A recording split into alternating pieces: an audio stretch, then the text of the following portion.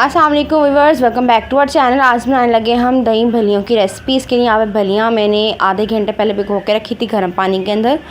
Half के जी होनी है। यहाँ पे मेरे पास पुदीना है, मिर्ची हैं और हरा धनिया। इसकी हम चटनी बना लेंगे, ठीक है, ग्राइंड करके अच्छे से। और यहाँ पे इंग्रेडिएंट्स, खीरा जाएगा 1 अदद और प्याज जाएगा 1 अदद, टमाटर जाएगा 1 अदद, धनिया और पुदीना हाफ मतलब 2 टेबल स्पून, और साथ में हरी मिर्चें जाएंगी इसके अंदर, ठीक है, 3 टेबल स्पून।